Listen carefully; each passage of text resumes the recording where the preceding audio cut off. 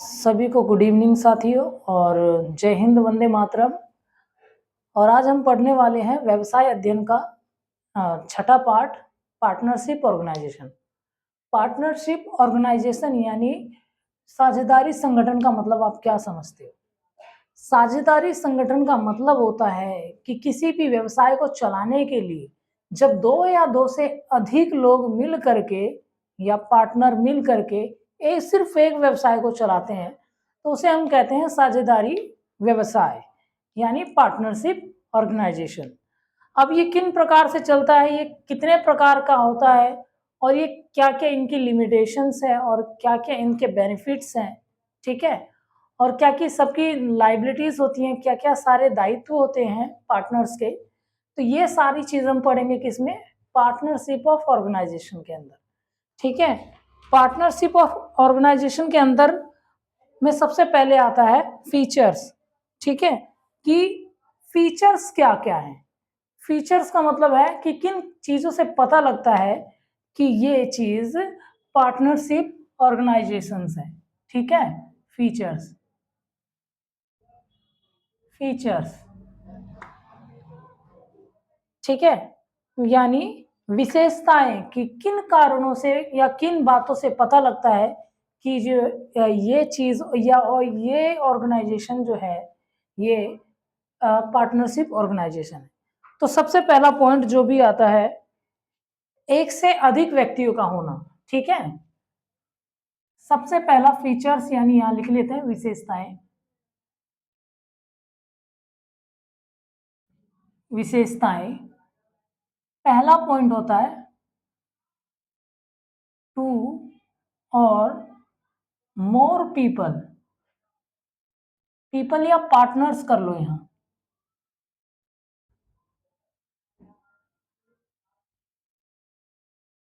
To और मोर partner, दो या दो से अधिक अधिक साझेदारों का होना।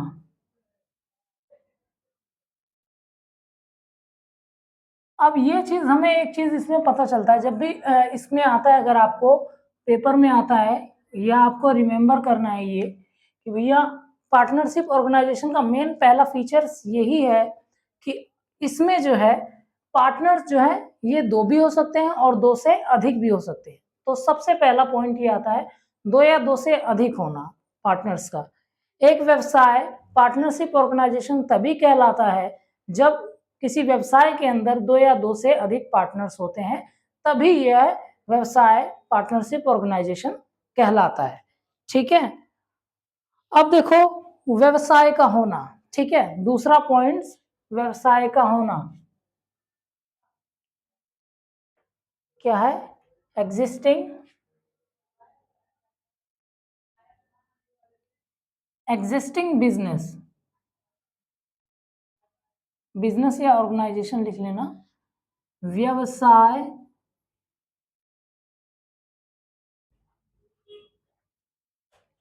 व्यवसाय का होना। अब देखो भाई साहब, एक चीज ये समझने वाली चीज है कि ऑर्गेनाइजेशन के अंदर जो पार्टनर हैं वो किस चीज के पार्टनर्स हैं। ऐसा थोड़ी है कि आपने सीधा गए और पार्टनर्स इकट्ठे किए कि भाई मैं ये चीज करना चाहता हूँ, इस चीज का अपना बिजनेस है, ठीक है, लेकिन उसके पास में कोई बिजनेस स्टार्टअप था ही नहीं।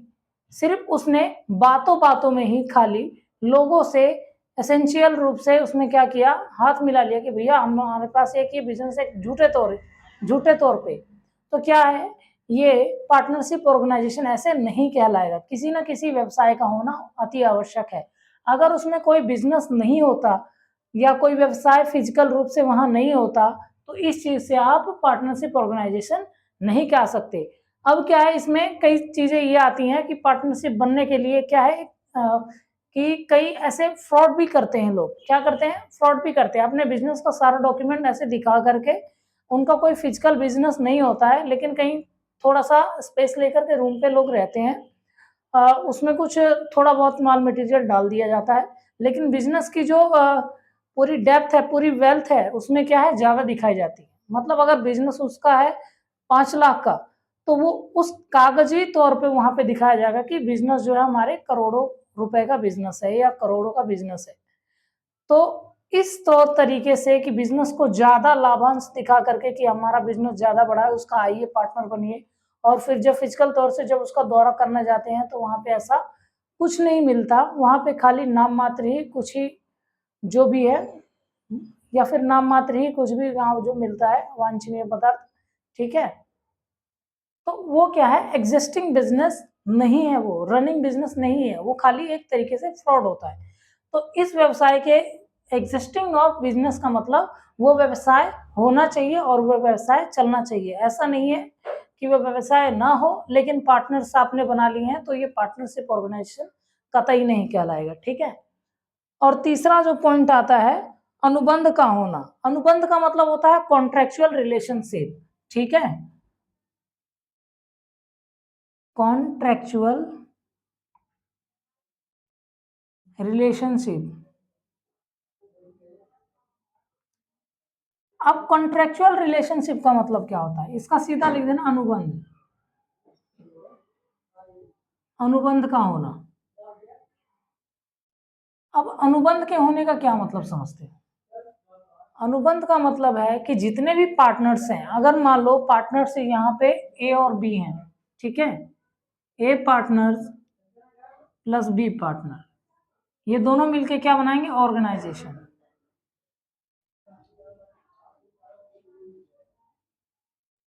ये ऑर्गेनाइजेशन बनाते हैं, ठीक है, पार्टनरशिप ऑर्गेनाइजेशन बनाते हैं। क्या बनाते हैं, पार्टनरशिप ऑर्गेनाइजेशन बनाते हैं। और इसमें ये डिसाइड होता है, ये कॉन्ट्रेक्चुअल रिलेशनशिप, ये अनुबंध बनता है इनके अंदर कि भैया जो पार्टनर ए है ये क्या करेगा, ये सारे इनफ्लो और आउटफ्लो को देखेगा, ठीक है। ये सारे इनफ्लो का मतलब परचेजिंग कितना हो रहा है, कितना रॉ मटेरियल आ रहा है, कितना अपना गुड्स प्रोड्यूस हो रहा है, कितना सेल हो रहा है, तो ये जो सारा है, ठीक है, ऑपरेटिंग एक्टिविटीज जो हैं सारी, वो कौन देखेगा, वो ए पार्टनर देखेगा। बी में बी क्या करेगा, बी कहेगा कि भैया मैं सिर्फ ट्रांसपोर्टेशन देखूंगा और कैश कलेक्शन देखूंगा, कैश हैंडलिंग देखूंगा, ठीक है, और जो है मैं ये सारा बाकी कंपनी का और बाकी सारा इंफ्रास्ट्रक्चर देखूंगा। तो दोनों में अनुबंध ये होता है और दोनों में अनुबंध ये भी होता है कि भैया दोनों कितने कितने परसेंट के रेशो के पार्टनर रहेंगे। कई कई बिजनेसेस में क्या रहता है, क्या अगर मान लो इसने 5 लाख रुपए दिए, 5 लाख रुपए इसने दिए और इसने 10 लाख रुपए दिए बी ने, तो इसमें सबसे ज्यादा क्या होता है, सबसे ज्यादा रेशो बनेगा 1:2 का। यानी जो कंपनी का सबसे ज्यादा जो प्रॉफिटेबल बंदा रहेगा या उसको ज्यादा किसको अर्निंग मिलेगी, टू को। क्यों, क्योंकि ये अनुबंध में लिखा रहेगा कि जो जितना हिसाब से अपना कैपिटल लाएगा उस कैपिटल के हिसाब से उसको प्रॉफिट और लॉस का जो भी होगा इक्वेशन दोनों को डिस्ट्रीब्यूशन होगा। तो ये और कॉन्ट्रेक्चुअल रिलेशनशिप में यही रहता है कि किस पार्टनर की क्या क्या दायित्व है और उसके क्या क्या कर्तव्य है व्यवसाय के प्रति, और दूसरा कर्तव्य के साथ में उसका रिटर्न्स कितना है, उसको रिटर्न्स किस में मिलेगा, क्या क्या रेशो रहेगा उसका, ठीक है, और यदि वो कंपनी छोड़ के जाता है तो उसके क्या क्या दायित्व रहेंगे, क्या क्या चीजें उसको मिलेंगी अथवा क्या चीजें नहीं मिलेंगी, सारी चीजें कॉन्ट्रेक्चुअल रिलेशनशिप में रहता है, ठीक है। और इसी के बेस पे कंपनी चलता है। और कई लोग क्या करते हैं इसमें कॉन्ट्रेक्चुअल रिलेशनशिप में क्या कर लेते हैं, अपना बिजनेस, अपना व्यवसाय, अपना धंधा बेकार कर लेते हैं। क्यों, एक दूसरे के प्रति, अब ये क्या कहेगा, ये इसके बिजनेस, ये इसके उसमें लाइबिलिटीज में घुसेगा कि भाई तू ये ढंग से नहीं करना, तू ये ढंग से कर। अब बी ए के पार्टनरशिप में जो बी बी क्या है, ए के उसमें दखल देगा, ए के लाइबिलिटीज में कि तू ये क्या कर रहा है, ये ऐसे नहीं होना चाहिए। तो जो दोनों की लाइबिलिटीज हैं वो अपनी लाइबिलिटीज ढंग से पूरा करना चाहिए। ये नहीं कि अगर ए थोड़ा सा अगर वो हो रहा है, थोड़ा सा लो हो रहा है व्यवसाय में, उसमें ज्यादा टाइम नहीं दे पा रहा, ठीक है, वो बाहर निकल जा रहा घूमने, अपने काम को ध्यान से नहीं कर रहा, तो सारा लोड क्या पड़ेगा, बी पे पड़ेगा।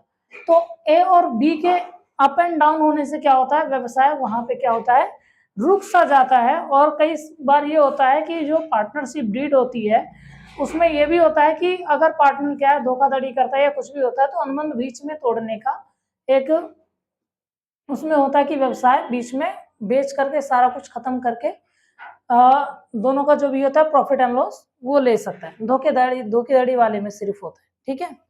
अब इसमें अनुबंध में कह रहा है कि कंपनीज एक्ट धारा 30 के अनुसार, मतलब क्या है, कंपनीज एक्ट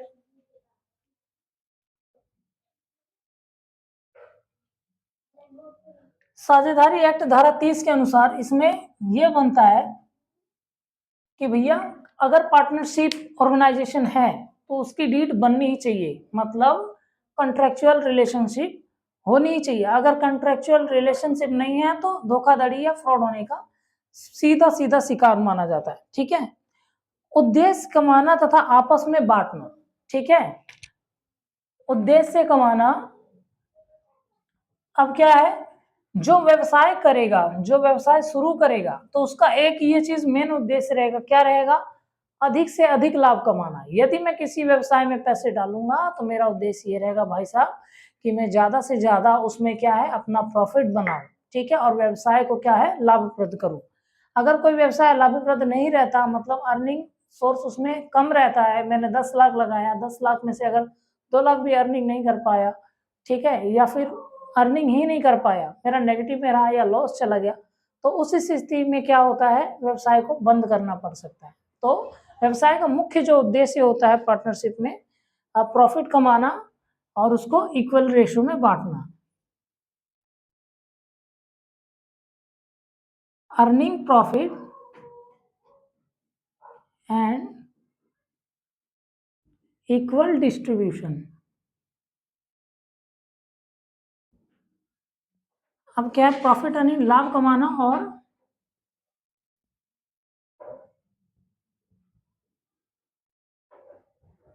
और बराबर वितरण। बराबर वितरण का मतलब है उसके इक्वल रेशो के हिसाब से, कि उसका जितना रेशो बन रहा है रेशो के हिसाब से प्रॉफिट को बांटना। Earning profit and equal distribution, ये उद्देश्य रहना चाहिए।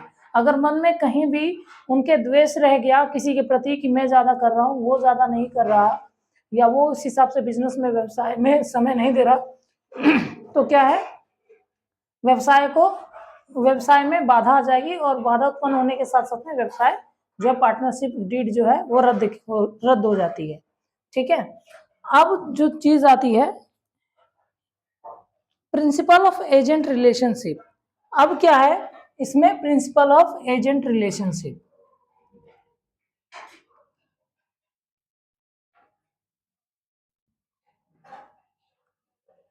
Agent relationship.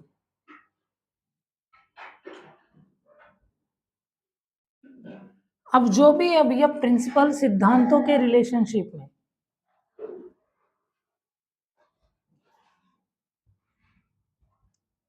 स्वामी और एजेंट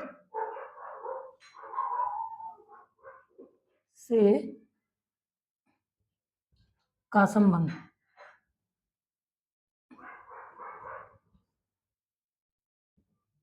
ठीक है। Principal of agent and relationship, स्वामी और एजेंट का संबंध।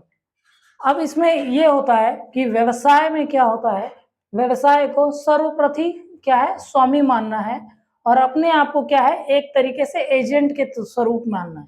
क्यों, क्योंकि व्यवसाय को चलाने वाले 2 या 2 से अधिक लोग हैं, तो इसीलिए अगर 2 लोग हैं तो दोनों अपने आप को ही समझेंगे कि मैं बड़ा हूं। अगर जो ज्यादा कैपिटल लाए रहेगा वो सोचेगा असली मालिक मैं ही हूं, जिसका कम कैपिटल रहेगा वो भी सोचेगा यार मालिक तो मैं भी हूं।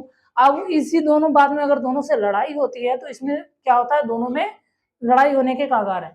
तो इसमें विशेषता ये है कि principal of agent of relationship, दोनों में ही क्या होना चाहिए, एक तरीके से एजेंट का संबंध होना चाहिए।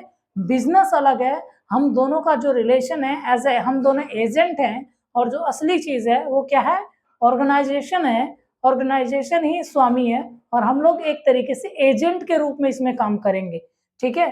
तो ये एक प्रिंसिपल मान के चलना होता है। अगर तू और मैं ये वाला सिस्टम चलता है व्यवसाय के अंदर तो बिल्कुल भी ये व्यवसाय लंबे समय तक नहीं टिका रह सकता, और स्वामी और एजेंट के बीच में ये संबंध जो है रहना चाहिए, ठीक है। तो ये साझेदारी संगठन के अंदर ये विशेषताएं हैं, दोबारा सुन लीजिए। 2 और मोर पार्टनर्स, व्यवसाय के अंदर 2 या 2 से अधिक साझेदार हो सकते हैं, ठीक है, तभी ये क्या कहलाएगा, पार्टनरशिप ऑर्गेनाइजेशन कहलाएगा। दूसरा टाइप ये है एग्जिस्टिंग ऑफ बिजनेस, यानी व्यवसाय का होना।